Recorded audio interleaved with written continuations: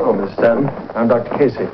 How's my husband? Had what is called a depressed skull fracture. We repaired it. Is he? The operation was successful. Would you like to see him? Yes, please. I'll be glad to go over his case with you afterwards. Don't be a little surprised if he's irritable. It's quite usual after an operation of this kind. Dr. Ben Casey, Vince Edwards.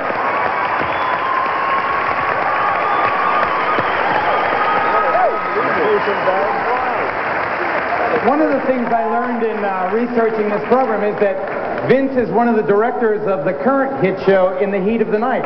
He's directing it.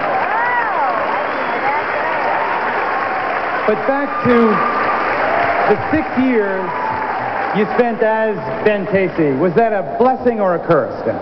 Well, it's a double-edged sword. You know, for years before that, I did a lot of villains and different kind of roles. And then Casey came along, and all of a sudden, I'm the doctor. And afterwards, my film career actually it took a nosedive because everybody would offer me doctor parts, and nobody would give me those good, juicy roles as heavies and villains, which I did for years. Well, you did play J. Edgar Hoover, didn't you? I did that, yeah, in the Mark Harmon thing recently, J. Edgar Hoover. Do people come up to you today and complain of an ache here or pain there? All the time. I get, oh, hey, doctor, I got such a pain.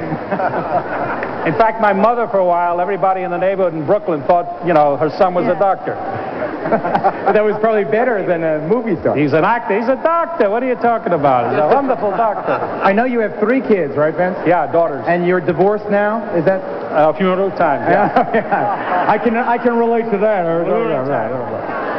So how's your life? I mean, what do you... Life is good. I'm directing some shows, acting in good parts, and writing some stuff, so I've been busy and doing things. I used to sing, but I don't do that anymore. You used to sing.